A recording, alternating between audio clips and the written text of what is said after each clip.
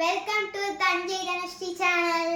இன்னைக்கு சண்டே எங்க அம்மாட்ட கடைக்கு போய் பரோட்டா வாங்கி சாப்பிடலான்னு சொன்னேன். எங்க அம்மா பரோட்டா கடையில எல்லாம் வாங்க வேணாம், அது ஹெல்த்தி இல்லை, வீட்டிலே செஞ்சு சாப்பிடலான்னாங்க.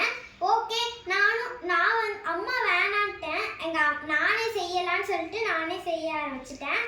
ஓகே ஃப்ரெண்ட்ஸ், வாங்க நம்ம சமைக்க போகலாம். பரோட்டாக்கு யூஸ் பண்ணுற திங்ஸ் எல்லாத்தையும் நான் ஃபஸ்ட்டு சொல்லிடுறேன்.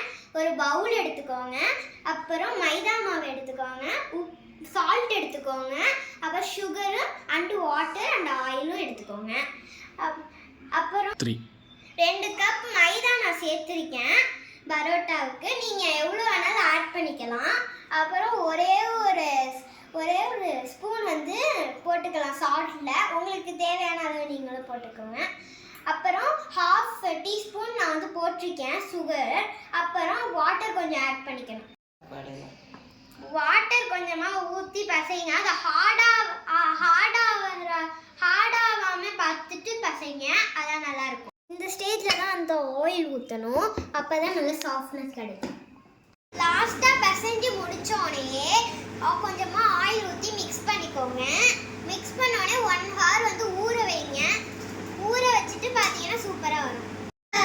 நம்ம ஊற வச்ச மாவு இப்போ எடுத்தாச்சு, நல்லா உருண்டையும் உருட்டியாச்சு. இப்போ தட்டிட்டு இருக்கோம்.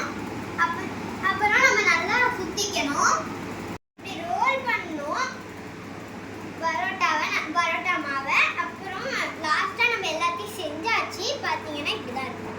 பரோட்டா ரெடியாச்சு ஃப்ரெண்ட்ஸ். இப்போ எப்படி டேஸ்ட் இருக்குன்னு பார்க்கலாம். சூப்பராக இருக்கு ஃப்ரெண்ட்ஸ். பரோட்டா சூப்பராக இருந்துச்சு, நீங்களும் ட்ரை பண்ணி பாருங்க. அப்படி தஞ்சை தனுஸ்ரீ சேனலை லைக் பண்ணுங்க, சப்ஸ்கிரைப் பண்ணிடுங்க, ஷேர் பண்ணுங்க, மறக்காம